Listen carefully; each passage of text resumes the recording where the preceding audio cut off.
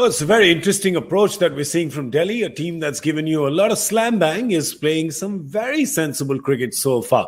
It's not a very big chase, and you'd say that they're doing well at the halfway mark. On Cricbuzz Comm Box, Gaurav Kapur and Harsha Bhogle here with the update. Some very sensible play here from Delhi, Harsha.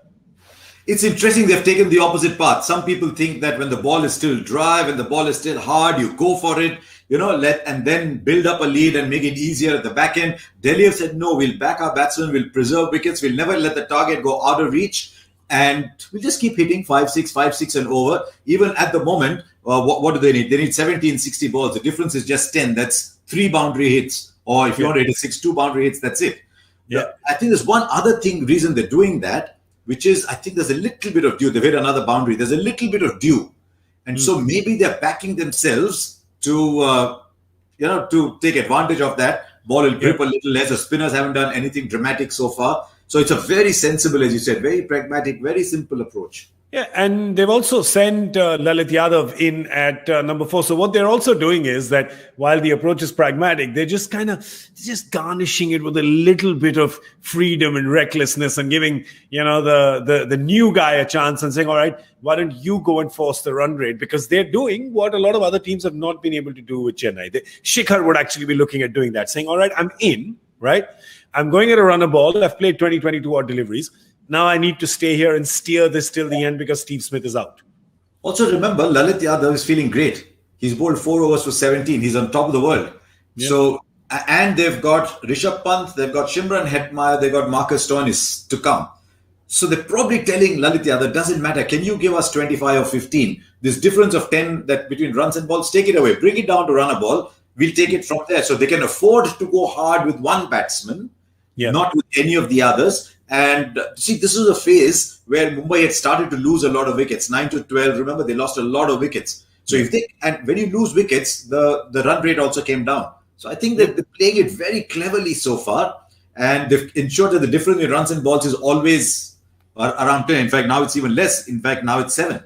So there you go. They managed it, and this was the crucial period of play for Mumbai. From 9 to 12 is when they were 14 for 4. They lost 4 wickets and just got 14 runs in those 4 overs. So, if Delhi can attack these 4, it's pretty much game over then by the time the 13th over rolls around. What have the Mumbai bowlers done? Let's have a look at their analysis. What happened there was interesting. Trent Bolt and Jayant Yadav opened the bowling. He likes opening the bowling with Jayant Yadav. I think he did that in the final last year as well.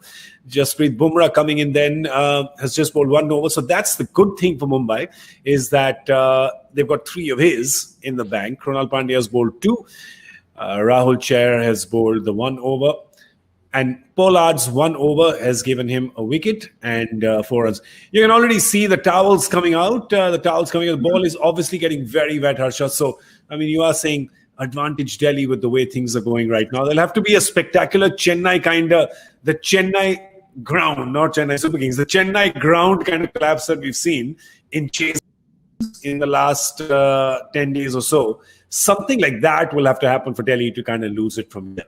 The dew is going to be a big factor. Dew is going to be a really big factor. If the dew is, if it does stay as copious, then it takes a bit spinners out of the way. I think it's down to Bumrah's 3 overs already. And I say this with 9 overs left. I won't be surprised if Bumrah comes in now. They need to get another 2. If they can get 2 more out of Pollard for, say, another 10 runs, I think they've done really well. But it'll come down to Bumrah's 3. Yeah, Bumrah's 3, but the way that they've played so far, it looks like they'll just probably play out Bumrah's 3, saying if we can get 5-6, that's a bonus. Let's go run a ball with his 18 balls and then... They're setting themselves up to do that. They're setting themselves up because if you have to get 8, 9 and over of Bumrah, then you're getting into trouble. If you're saying, okay, I need 6 and over, okay, I'll keep taking singles. I'm okay to play Bumrah. I don't need to take a chance against Bumrah. That's right. It's looking that the dice is loaded in Delhi's favor right now. But don't forget, they're up against a champion team and they're up against history. They've not really won a match here since 2010. It's a decade that's gone. That's double figures in years. You can't even count that in one hand, right? Or 2. No, I don't have 2 thumbs. So 11 years. So can they do it today? Well, we'll find out. We'll discuss it after the game, of course, here on Cricbuzz Live. Thank you to Harsha Bhogle. I'm Gaurav Kapur. You were watching Cricbuzz Comm Box.